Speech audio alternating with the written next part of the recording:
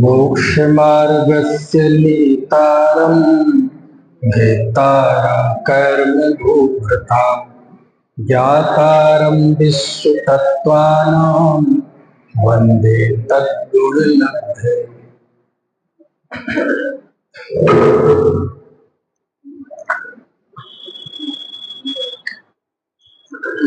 12 भावना इस विषय पर बात करनी है। 12 भावना ये नाम अब जो प्रचलित है उसकी दृष्टि से मूलतः इनका नाम है अनुप्रेक्षा। क्या नाम है? अनुप्रेक्षा। और चूंकि इनकी संख्या 12 है इसलिए इन्हें बोलते द्वादश अनुप्रेक्षा। 12 को संस्कृत में कहते हैं द्वादश, है ना। प्राकृत में इन्हें कहते 12 साणुवेक्षा, है ना। 12 का 12 और अनुप्रेक्षा का अणुवेक्षा। तो 12 अणुवेक्षा, द्वादशानुप्रेक्षा, 12 अनुप्रेक्षा, 12 भावना, ये सब एक ही अर्थ के वाचक है। क्या है अनुप्रेक्षा? अनुप्रेक्षा का अर्थ होता है, इसमें 2 शब्द हैं, एक अनु और एक प्रेक्षा। प्रेक्षा का अर्थ होता है देखना, है ना। और अनु मतलब किसी बात की रिपीटेशन को अनु बोलते हैं, बार बार देखना, ठीक है। लेकिन देखना मतलब क्या? देखना मतलब एक तो देखने का अर्थ होता है आंखों से देखना, और एक देखना मतलब उसका बारीक निरीक्षण करना, किसी वस्तु के विषय में गहराई से विचार करना, चिंतन करना, उसको भी क्या बोलते हैं? प्रेक्षा। अब हिंदी में ही देख लो ना, देखना शब्द का एक सा इस्तेमाल थोड़ी होता है। हम जब गाड़ी में जाते हैं तो कितने सारे नदी, पहाड़, पेड़ पौधे देखते हैं, दिख जाते हैं, देखते हैं, ठीक है। तो देखने शब्द का इस्तेमाल इस रूप में भी होता है कि मैंने देखा, मैंने नदी पहाड़ देखे, ठीक है। दूसरा इस अर्थ में भी होता है कि आज हम अपनी बेटी के लिए लड़का देखने जा रहे हैं। अब वहां देखने का अर्थ क्या होता है? केवल आंखों से देखना अर्थ होता है कि बस देख के आ जाएंगे। वो तो वीडियो कॉलिंग करके भी देख सकते हैं, फोटो में भी देख सकते हैं, लेकिन अकेले देखने का अर्थ वो देखना नहीं होता है। वहां देखने का अर्थ क्या होता है? अरे देखना, परखना, जांच पड़ताल, अच्छी तरह से विचार विमर्श करना, वो देखने का अर्थ होता है ना। और एक देखने का अर्थ वैसा भी कर लेते हैं, आई विल सी यू देख लूंगा मैं तुम्हें, समझ गए ना। तो वहां देख लेने का अर्थ क्या होता है? समझ गए आप? कौन तो वैसे ही कुरुक्षेत्र के हैं तो सामान्य तौर पर ही देखने शब्द के कितने कितने अर्थ होते हैं। देखने का अर्थ बदला लेना भी होता है, देखने का अर्थ किसी को अच्छी तरह से निरीक्षण, बारीक अवलोकन, जांच पड़ताल करना भी होता है। देखने का अर्थ केवल सामान्य तौर पे देखना भी होता है ना। तो जैसे अंग्रेजी में एक होती है रीडिंग और एक होती है स्टडी।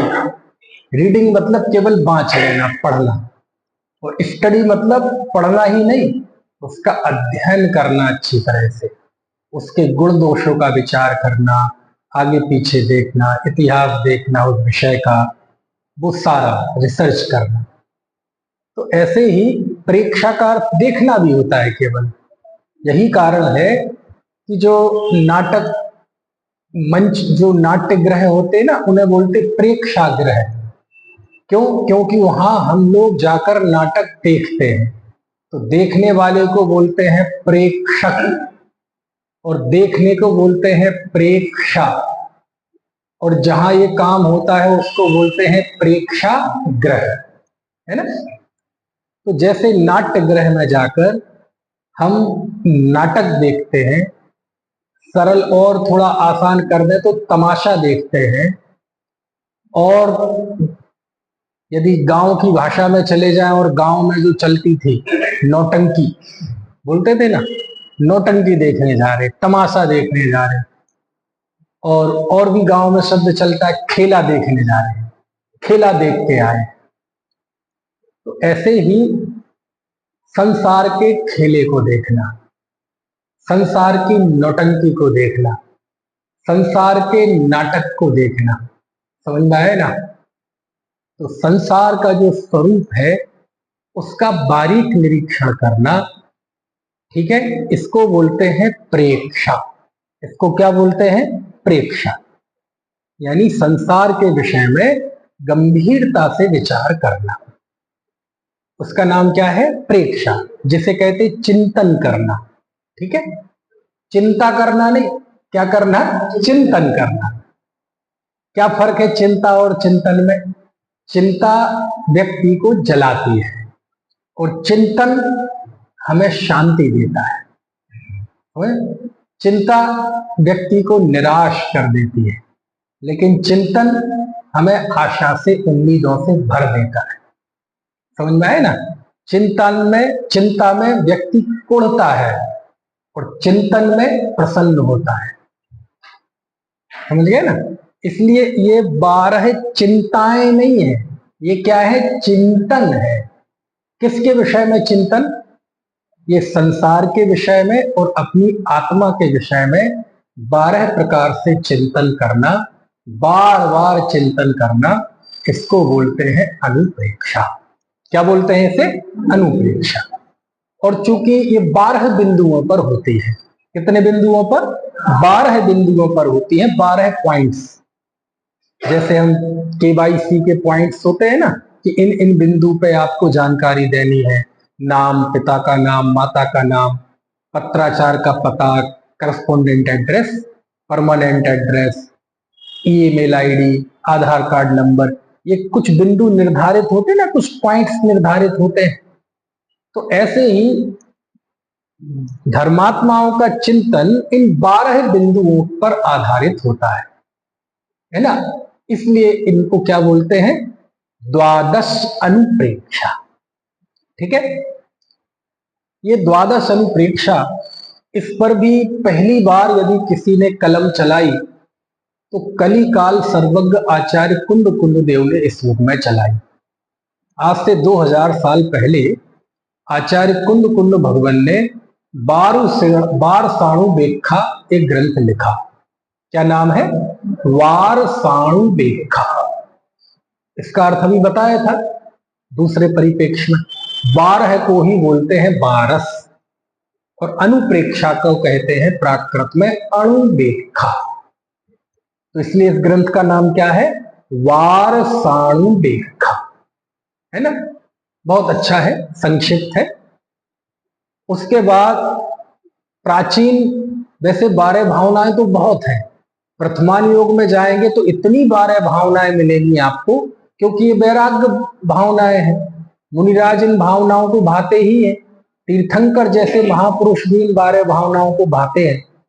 तो जहां भी प्रथमान योग में जाएंगे और किसी भी जीव को वैराग्य आएगा तो वैराग्य का वर्णन किया जाएगा, तो 12 भावनाओं का वर्णन करते ही।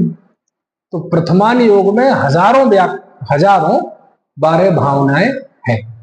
लेकिन ये बात चल रही है स्वतंत्र ग्रंथ की। तो स्वतंत्र ग्रंथ में कुंद कुंड देव ने वारसाणु बेखा लिखा, आज से लगभग 2000 साल पहले। और उनके ही 100-200 साल बाद आचार्य कुमार स्वामी कार्तिकेय हुए, उन्होंने 12 अनुप्रेक्षाओं पर एक स्वतंत्र ग्रंथ लिखा, जिसका नाम क्या है? 12 कार्तिकेयानुप्रेक्षा। क्या नाम है? कार्तिकेयानुप्रेक्षा। ठीक है, और वो थोड़ा विस्तृत है। कुंद आचार्य का जो वारसाणु बेखा था वो बहुत मतलब बड़ा नहीं है, संक्षेप ही है। मेरे समझ से 92 या 93 गाथाएं हैं उसमें, है ना। लेकिन कार्तिकेयानुप्रेक्षा बहुत बड़ा ग्रंथ है और बहुत आनंददायक है। हाँ, संसार भावना में पंच परावर्तन का वर्णन है। लोक भावना में तो अद्भुत ही कमाल कर दिया। लोक भावना में जहां बाद में देखेंगे तो केवल 3 लोक का वर्णन ये मुख्य रूप से आता है। उन्होंने लोक भावना में इतना बढ़िया बढ़िया विषय लिया है। जो 3 लोक है वो तो लिया ही है। 6 द्रव्यों का स्वरूप, उत्पाद व द्रव्य का स्वरूप, द्रव्य गुण पर्याय का स्वरूप, जीव की सिद्धि की, जीव होता है, समझ में आए ना, आत्मा की सिद्धि की तर्कों के द्वारा। बहुत अच्छा विषय है। खैर, ये जो क्रमबद्ध पर्याय की पोषक अमर गाथाएं हैं, जम जस जम्मी देसे जेड़ बिहाड़ेण जम्मी कालम्बी, ये गाथाएं भी कार्तिकेयानुप्रेक्षा में आती हैं। बहुत महान ग्रंथ है कार्तिकेयानुप्रेक्षा। तो प्राचीन ये 2 स्वतंत्र ग्रंथ हैं 12 भावनाओं पे लिखे गए, लेकिन वैसे तो हजारों 12 भावनाएं हमारे सामने आज मौजूद है। ठीक है, लेकिन इन 12 भावनाओं में आज सबसे ज्यादा प्रचलित यदि कोई 12 भावनाएं हैं तो वो है भूधरदास जी की। कौन सी? राजा राणा छत्रपति हाथिन के असवार, मरना सबको एक दिन अपनी अपनी बार, दल बल देवी देवता मात पिता परिवार, मरती गिरिया जीव को न राखा, है ना। तो ये 12 भावनाएं तो बहुत प्रसिद्ध है। प्रसिद्धि का कारण यह है कि सरल है, ठीक है ना, बोधगम्य है, और छोटे से दोहे छंद में है, और बहुत अधिक किसी को धर्म का अध्ययन भी ना हो तो भी वो बात उसे समझ में आ सकती है। तो जिस वजह से ये 12 भावना अत्यधिक प्रचलित है वो वजह वाजिब है ना। इसके बाद यदि कोई दूसरी 12 भावना सबसे ज्यादा प्रचलित है तो वो है पूजन में आई हुई 12 भावना। कौन सी? भव वन में जी भर घूम चुका, कण कण को जी भर भर देखा, मृत समृत तृष्णा के पीछे मुझको न मिली सुख की, है ना। इसके बाद यदि कोई तीसरे नंबर पर सबसे ज्यादा प्रचलित है तो वो है छेड़ाला की। समझ में आया? मुनि सकल व्रति बड़ भागी, भव भोगन पे बैरागी।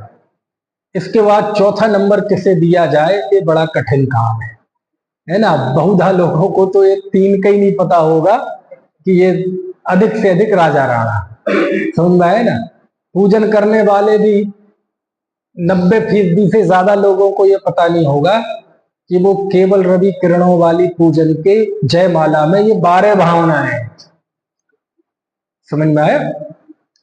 तो बाबू युगल जी ने अपने विशिष्ट अनुराग से उन्होंने जयमाला में 12 भावनाओं को शामिल कर दिया। यद्यपि पूजा उत्साह का कार्य है, भक्ति का कार्य है, लेकिन उन्होंने अपने अनुराग से उसमें 12 भावनाएं लिख दी। उनको 100 वर्ष हो गए बाबूजी को। अभी शताब्दी वर्ष मनाया जा रहा है उनका 4, 5, 6 तारीख को, अभी आने वाली 4, 5, 6 अप्रैल को, है ना। तो वो इसके अलावा और यदि इस बहुत प्रचलित 12 भावना जो कि पढ़ी नहीं जाती लेकिन उसकी लोकप्रियता का सबसे बड़ा आधार है उसका गायन, वो कौन सी है? वो है मंगत राय जी द्वारा रचित। कौन सी? हाँ, कहाँ गए चक्री जिन जीता भरत खंड सारा, कहाँ गए वे राम लक्ष्मण जिन रावण मारा, कहाँ कृष्ण रुक्मणी सतभामा घर संपत्ति सगरी, कहाँ गए वे रंग महल नहीं रहे वे लोभी कौरव जूझ मरे रण में, गए राज तज पांडव बंद अग्नि लगी तन में, तुझे जगावन को हो दयाल उपदेश करे गुरु बारह भावन को। बहुत अच्छी है, मतलब जिसके फ्रेंजा लंबे हैं, ऐसी बारह भावनाओं में मंगत राय जी की बारह भावना बहुत अच्छी है। तत्व, वैराग्य, भाषा, लय, इतनी मिठास है उसमें कि सुनते अपने आप ही उसमें भाव बदलता है ना। चलिए, प्रश्न ये है कि इन बारह भावनाओं को भाया क्यों जाता है, क्या जरूरत है इन बारह भावनाओं को भाने की। तो यदि सैद्धांतिक तौर पर हम देखें तो आचार्यों ने इन बारह भावनाओं के महत्व के विषय में आचार्य कुंद देव ने ही लिखा, ज्यादा दूर क्यों जाएं।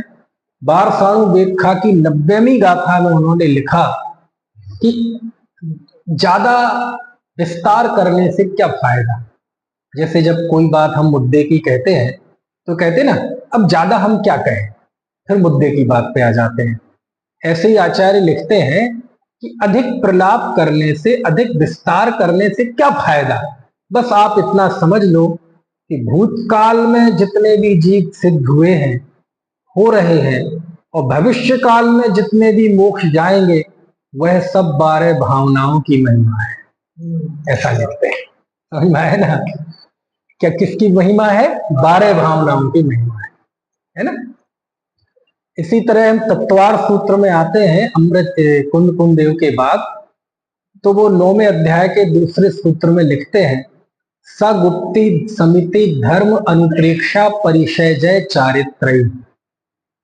संबर के कारणों का वर्णन किया, तो उसमें उन्होंने संबर के कारणों में गुप्ति, समिति, धर्म, अनुप्रेक्षा, परिचय और चारित्र, इनके द्वारा कर्मों का संबर होता है, ऐसा उन्होंने लिखा। तो उसमें किसको शामिल किया, अनुप्रेक्षा। किसको शामिल किया, अनुप्रेक्षा, है ना।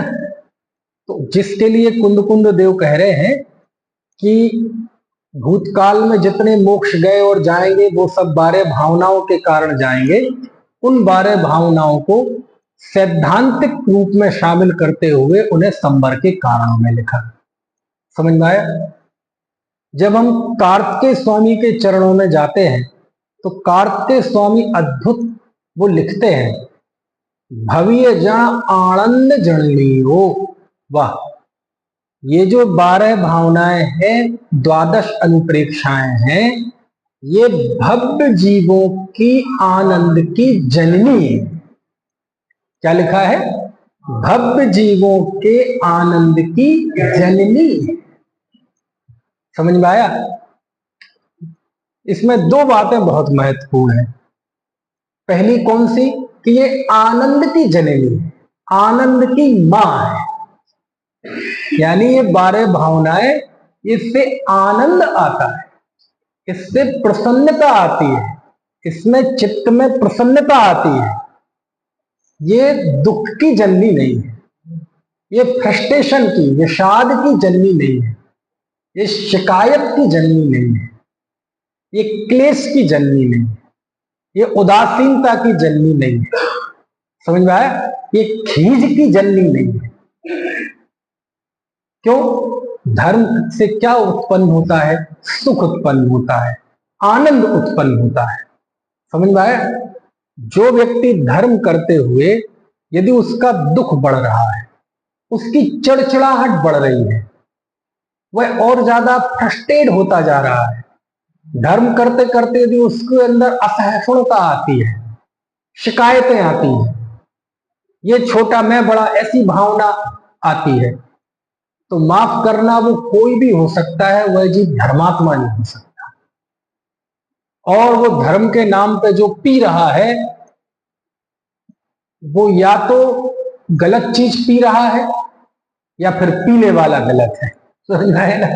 क्यों, क्योंकि धर्म मतलब शांति आना, धर्म मतलब आनंद आना, धर्म मतलब बाहर से निवृत्त होते जाना, धर्म मतलब जो अभी दुनिया में अमंगल, अशांति, अनिष्ट दिखता था, सबके प्रति एक ऐसा भाव जागृत हो जाना, सब ठीक है, जो है, जहां है, जैसा है, सब बढ़िया है। समझ में आया ना। ये जो शांति सहिष्णुता विकसित होती है, ये धर्म का शुरुआती बुनियादी फल है। और यदि ये भी नहीं है तो समझ लेना वह व्यक्ति धर्मात्मा नहीं है। बाहर से हो सकता है वो शास्त्रों को पढ़ने वाला हो, विद्वान हो, त्यागी हो, वृत्ति हो, समाज में बहुत नाम हो, जय जयकार होती हो, लेकिन अंदर में नफरत का भाव आता है, ये ऐसा, ये ऐसा, ये अच्छा, ये बुरा, तो वो कोई भी हो सकता है, धर्मात्मा नहीं हो सकता। समझ में आए? इसलिए क्या लिखा? आनंद जननी। वाह, समझ गए? ये आनंद की जननी है।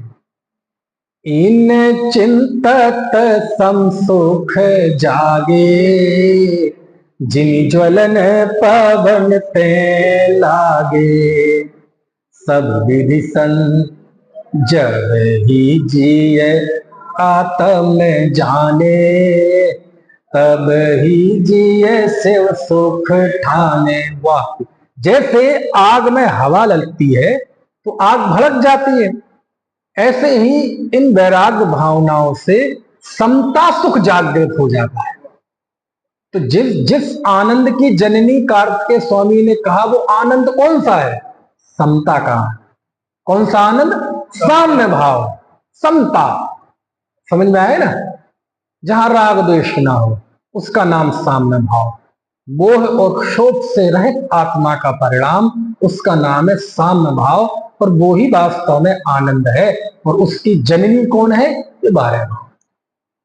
कितने ही लोग होते हैं ये 12 भावना पढ़ पढ़ के रोने लगते कि नहीं? पंडित जी, राजा राणा छत्रपति, ये आंखों आंसुओं की जननी नहीं है, ये काय की जननी? आनंद की जननी। धर्म कितना अंदर में प्रवेश किया। जैसे बुखार को नापने का थर्मामीटर होता है कि नहीं? शुगर को नापने के लिए ग्लाइकोमीटर होता है। ऐसी धर्म को नापने का थर्मामीटर कौन सा है? आनंद।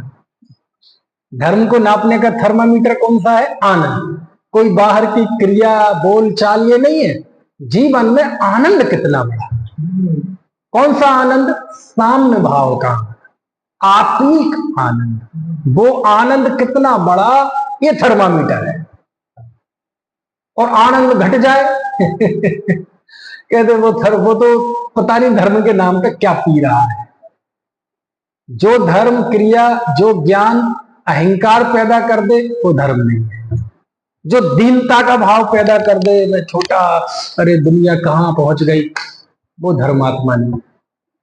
जिसके अंदर ये भाव आ जाए, बताओ, धर्मात्मा लोग दुखी हैं, जो पापी लोग हैं वो मौज कर रहे हैं, वो धर्मात्मा नहीं है। क्योंकि उसे तो अभी वही मौज दिख रही है समझ में आया ना? है आनंद जननी। क्या लिखा? ये आनंद की जननी है। 12 अनुप्रेक्षाएं, 12 भावनाएं आनंद की जननी है। ये खीज की जननी नहीं है, तत्काल फलदायक है ना। अभी बताया था खतौली में, अभी कुछ दिन पहले एक शोक सभा हुई। एक परिचित थे, तो उनकी मौत हो गई। तो उनकी 13वीं थी 2 दिन बाद, जो श्रद्धांजलि सभा होती है। हाँ, अब शोक सभा, वैसे अपन उसे वैराग्य सभा बोलते हैं, है ना, क्योंकि वैराग्य की चर्चा होती है। जो गया वो तो चला गया जी। तो उनके परिवार का एक आदमी बोला शोक सभा के बीच में, वो क्या कहते हैं संचालक को, ओ भाई, आधे घंटे के पहले सभा खत्म हो जानी चाहिए, ध्यान रखना कोई आके राजा राणा छत्रपति ना करे, सबको सब पता है वो सुन के तो ना, मतलब वो ये कहना चाहता था, हर सुख सभा में खूब सुनते हैं राजा राणा छत्रपति, और जो आया है तो जाएगा, सुख दुख जीवन मरण हर्ष विषाद। वो बोले प्रवचन नहीं सुनना, तुम तो फटाफट करो फॉर्मेलिटी और फ्री करो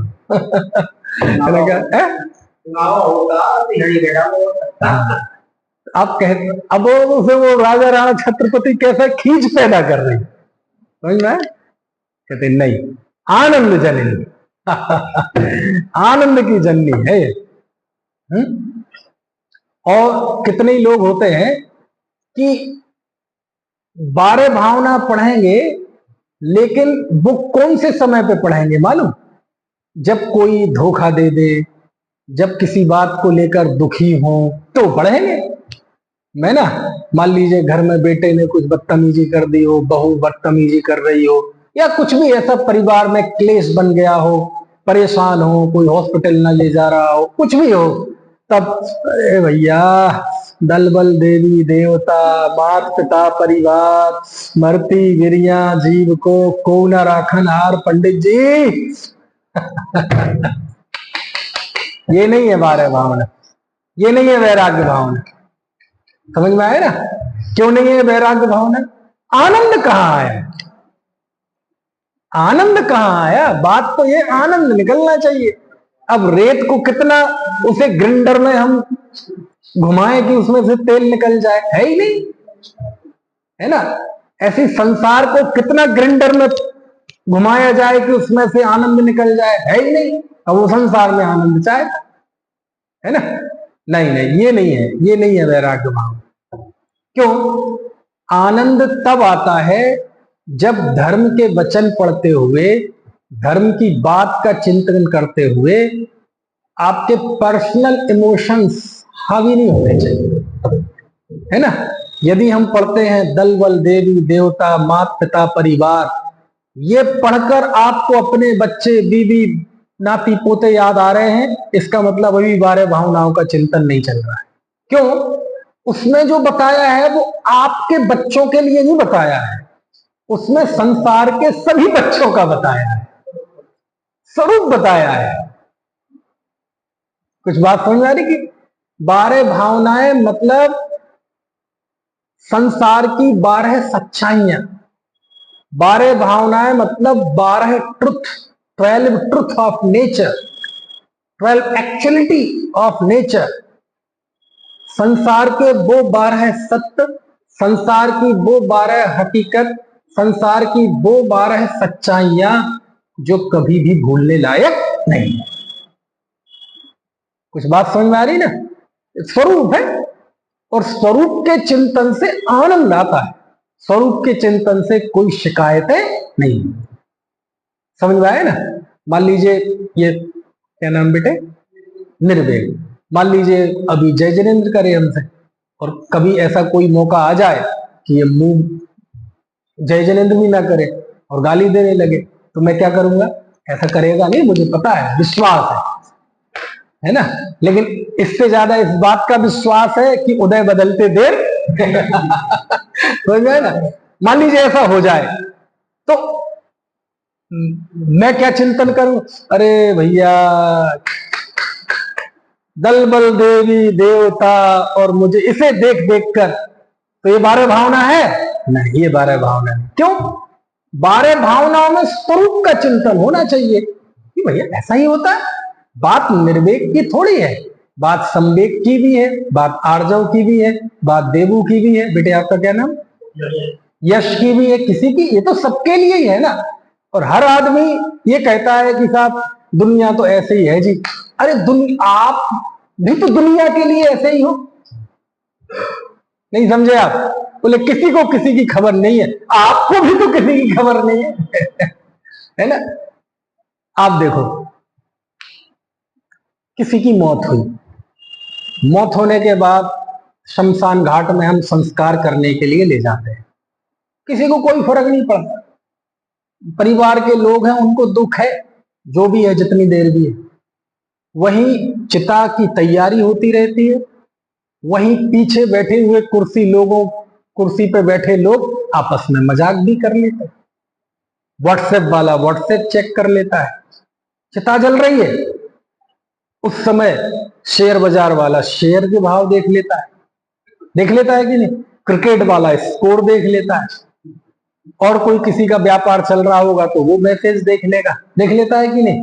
फेसबुक निकाल के उस पर चुटकुला भी देख लेगा, और आपस में बगल में कोई बैठा होगा तो उसे पढ़ा भी देगा, क्योंकि उसे शर्म लग रही है, जोर से पढ़ेंगे सब हंसेंगे, तो ऐसे देख, और वहां चिता जल रही। तो लोग कहेंगे अरे अरे अरे बताओ कैसी हो गई दुनिया, किसी को कोई मतलब ही नहीं है। अरे तो तुम्हें भी तो मतलब नहीं है।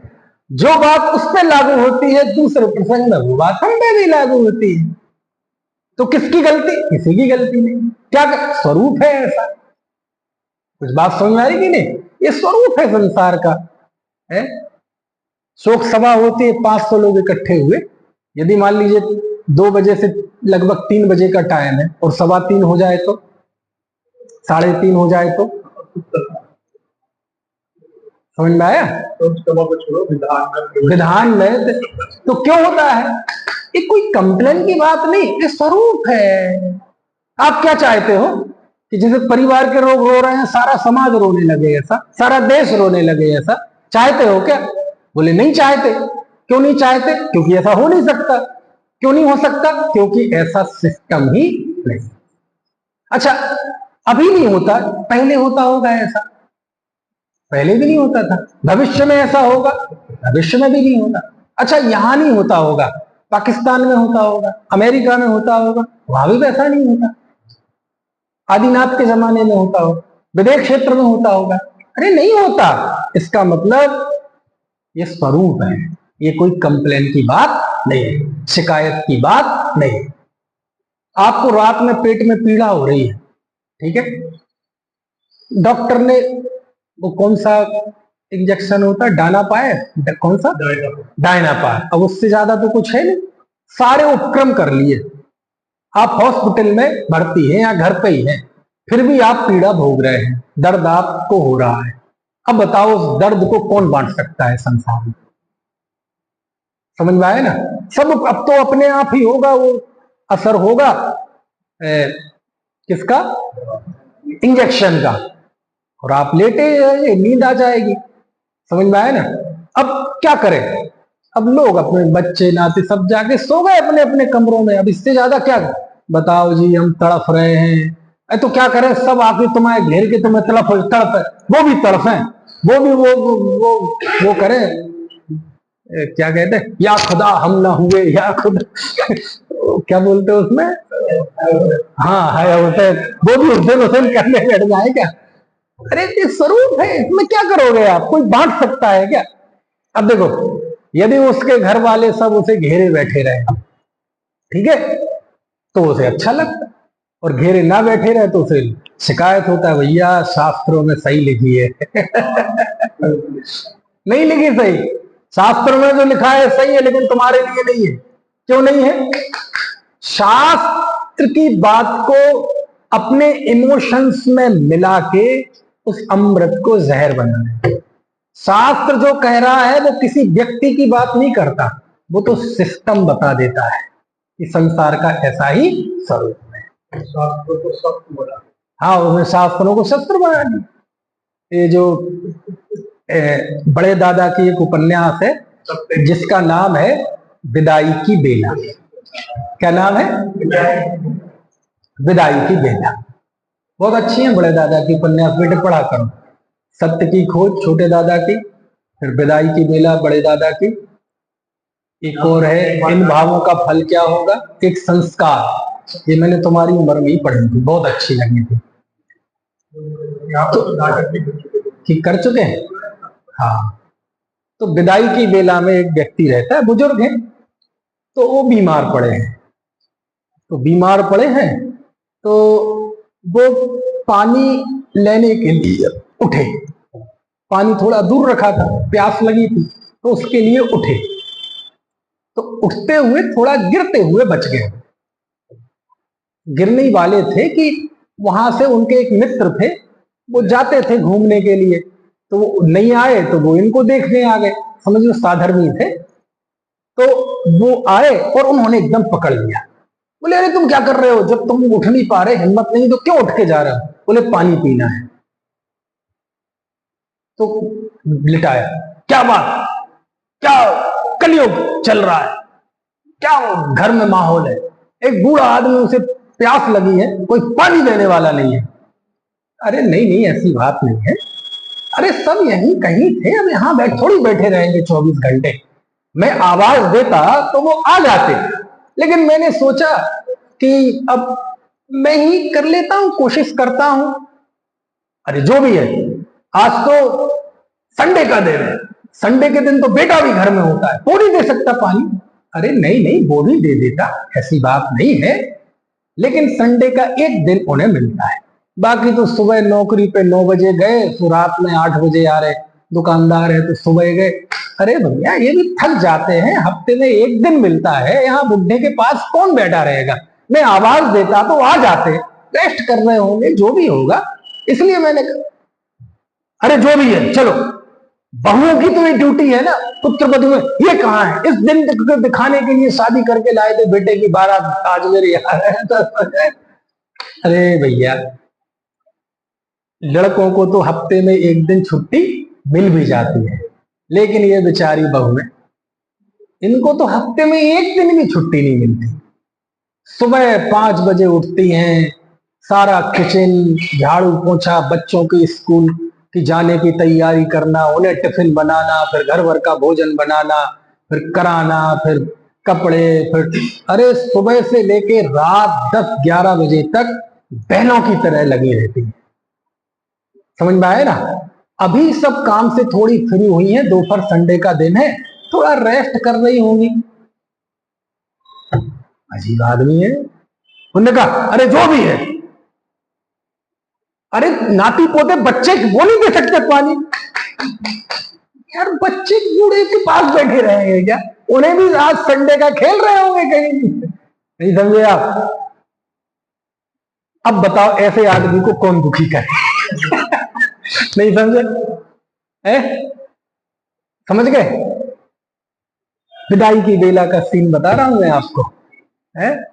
धर्म मतलब शांति, सैफ, जो जहां ठीक, किसी की कोई गलती नहीं, ऐसा ही होता है, वस्तु का स्वरूप ऐसा ही है। समझ में आया। डॉक्टर को दिखा रहे हैं, आराम नहीं लग रहा है तो क्या करें, डॉक्टर को गाली दें ना, ये स्वरूप ही ऐसा। डॉक्टर अपना काम कर रहा है, हम अपना काम कर रहे हैं, बाकी ये तो शरीर है। समझ में आए ना। तो 12 भावनाएं शिकायत पैदा यदि करती हैं, हमारे अंदर फ्रस्ट्रेशन बढ़ाती हैं, दुख बढ़ाती हैं, तो माफ करना वो 12 भावनाएं नहीं है, वो धर्म नहीं है। धर्म तो काय की जननी है, आनंद की जननी। इस बात की व्याख्या चल रही है। इन चिंतत संसुख जागे, जिमी ज्वलन पवन ते लागे। इन 12 भावनाओं के चिंतन से समता सुख मिलता है, आनंद मिलता है। बात समझ में आ रही कि नहीं। शिकायत बढ़ रही है तो वो धर्म नहीं है, शिकायतें आ रही हैं, दुख बढ़ रहा है, कषाय बढ़ रही है, माफ करना वो धर्म नहीं। समझ में आ रहे हैं कि हाँ, ये आनंद की जननी है। 12 भावनाएं आनंद की जननी है। देखो तो क्या, तो बढ़ने का मन नहीं करता इससे आगे। क्यों? ये 12 भावनाएं यानी 12 सत्य, 12 सच्चाइयां। समझ में?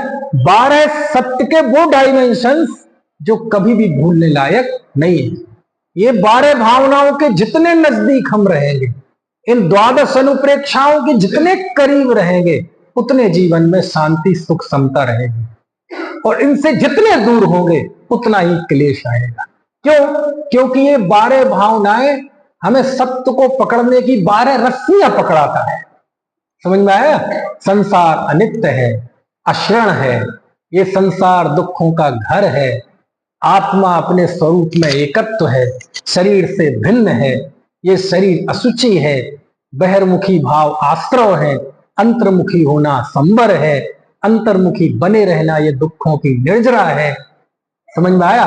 इस 3 लोक में अज्ञान से जीव दुखी है, और ज्ञान के बिना है ना ही दुखी है, और सम्यक ज्ञान से सुखी होगा। ये तत्व संसार में बहुत दुर्लभ है, और वस्तु का स्वरूप और रत्नत्रय ही धर्म है। ये क्या है? ये 12 वो सत्य हैं जो कभी भी भूलने लायक नहीं। समझ में आए ना। इसलिए इनको क्या लिखा? आनंद जननी। ओ ये 12 अनुप्रेक्षाएं आनंद की जननी। समझ गया। आनंद आया ना, आनंद आना चाहिए है। संसार अनित्य है,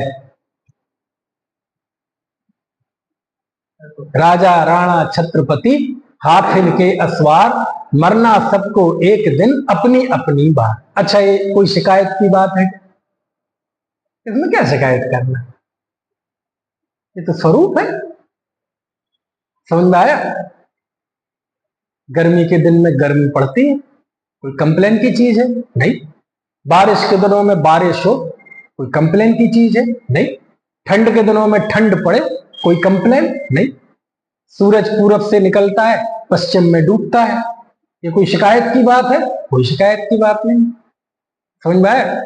है चैत्र, बैसाख, ज्येष्ठ, आषाढ़, सावन, भादो, अभी शुरू हो रहा है ना चैत्र 31 से, है ये ऋतुओं का परिवर्तन, ये महीनों का परिवर्तन, कोई शिकायत की बात है? समझ में आया? आज तक की किसी ने शिकायत? ये चैत्र के बाद बैसाखी क्यों आता है? हम बात करेंगे, आंदोलन करेंगे। No complain. सोमवार मंगलवार क्रम से आते हैं।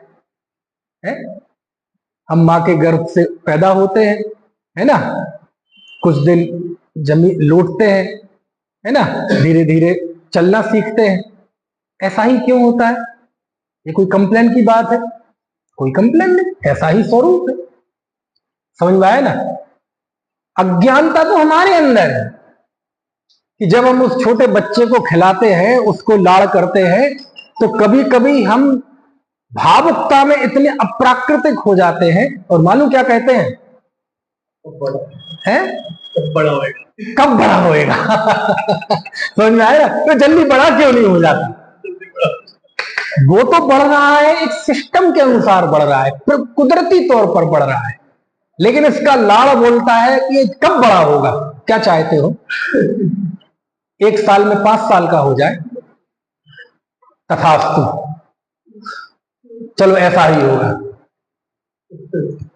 अब आप थे 30 साल के, वो 1 साल का, 1 साल बाद वो हो गया 5 का, आप हो गए 31 के। 1 साल बाद वो हो गया 10 का, आप 32 के। 1 साल बाद वो हो गया 15 का, आप 33 के। 1 साल बाद वो हो गया 20 का, आप 34 के। 1 साल बाद वो हो गया 25 का, आप 35 के। वो हो गया 30 का, आप 36 के। समझ गए? आपसे बड़ा हो जाएगा 2 साल बाद। कितना बढ़िया गणित है। समझ गए? हमारी इमोशंस, पर्सनल इमोशंस हमेशा सच्चाई से विपरीत भागते हैं, बारे भावनाओं से विपरीत भागते हैं। समझ में आया ना? बारे भावनाएं तो वस्तु का स्वरूप बताती कि ऐसा है संसार। किसके लिए है? सबके लिए है। आपके लिए, आपके लिए भी, मेरे लिए, मेरे लिए भी। चाहे राजा हो, चाहे रण में लड़ने वाले राणा हो, चाहे हाथियों पे बैठने वाले सम्राट हो, सब अपने समय पे मरेंगे, ना एक पल आगे ना एक पल पीछे। बोलो इसमें कोई संप्रदाय है, कोई जाति है, कोई धर्म है? ये किस पे लागू है? हिंदू, मुस्लिम, सिख, ईसाई, सब। सत्य में कोई संप्रदाय नहीं, सत्य में कोई पंथ मजहब नहीं है। यदि पानी शीतल है तो हिंदू हो, चाहे मुस्लिम हो, चाहे सिख हो, चाहे ईसाई हो, कोई भी जाति मजहब का हो। आग गर्म है, सबके लिए है। सूरज पूरब से सबके लिए निकलता है, पश्चिम में सबके लिए डूबता है। बचपन, समझ में आया ना? जवानी, बुढ़ापा, सबका यही क्रम है। ये बाल बचपन में सफेद क्यों नहीं होते, बुढ़ापे में ही होते? किसके? हिंदू, मुस्लिम, सिख, ईसाई। वस्तु के स्वरूप में कोई जाति धर्म संप्रदाय नहीं है। ये पंथ, जाति, धर्म, संप्रदाय, ये सब हम अज्ञानी, हमारे इमोशंस, हमारी बंधी बनाई धारणाएं, हमारे, है ना, पर्सनल, है ना, निजी विश्वासों को हम थोपते हैं। वस्तु का स्वरूप तो जाति, धर्म, संप्रदाय से बिल्कुल पार है। अब मैं आपसे पूछता हूं, ये 12 भावनाओं का संबंध है किसी जाति धर्म? ये देह का जन्म हुआ है तो ये देह छूटती ही है, इसका कोई जाति धर्म से संबंध है? जो उत्पन्न होता है उसका विनाश अवश्य होता है, इसका कोई जाति धर्म से संबंध है? अच्छे समय में सब अनुकूल आचरण करते हैं और उदय बदलता है तो अनुकूल ही प्रतिकूल हो जाते हैं। बोलो, इसका कोई जाति धर्म मजहब से संबंध है? अभी एक का मोबाइल फट गया, समझ में आए ना? जो मोबाइल अनुकूल था वो क्या बन गया? प्रतिकूल। क्यों हुआ? इसका कोई जाति धर्म से संबंध है? उदय बदलता है तो ऐसे ही होता है कि नहीं? ऐसे ऐसे केस आ रहे। कुत्ते को तो बड़ा वफादार माना जाता है, जिसे खिलाया पिलाया घर के एक सदस्य के रूप में, उसी ने ही हमला कर दिया और अपने मालिक को ही मार दिया। क्यों हुआ ऐसा? ऐसे नहीं। तो पहले क्यों नहीं हो रहा था? पहले नहीं होना था। समझ में आए ना? क्रमबद्ध पर्याय भाई इसमें है ना, अपनी अपनी बार, इसी का नाम तो क्रमबद्ध पर्याय है। दल बल देवी देवता मात पिता परिवार, मरती बिरिया जीव को खूब न राखन हार। इसमें है कोई जाति धर्म पंथ संप्रदाय? मणि मंत्र तंत्र बहु होई, मरते ना बचावे कोई। बताओ, इसमें कोई जाति धर्म संप्रदाय है ना? कौन बचा लेगा? ऋषभदेव बचा लेंगे? महावीर बचा लेंगे? नहीं, ये तो बचाते नहीं। पारसनाथ बचा लेंगे, रामचंद्र जी कृष्ण जी बचा लेंगे, खुदा बचा लेंगे, जीसस बचा लेंगे, बुद्ध बचा लेंगे, कोई नहीं बचाएगा। क्योंकि वस्तु का स्वरूप सबके लिए सदा काल एक सा है। और ये 12 भावनाएं बस वही 12 सत्य का नाम है, जिसमें कोई जाति धर्म पंथ मजहब नहीं। यदि संसार शरीर भोग अनित्य हैं, हमेशा नहीं रहेंगे, कुछ देर का संयोग है तो है, इसमें कोई कंप्लेन ना, कोई राग द्वेष ना, तो क्या करें? हमें स्वीकार है। और स्वीकार है तो क्या है?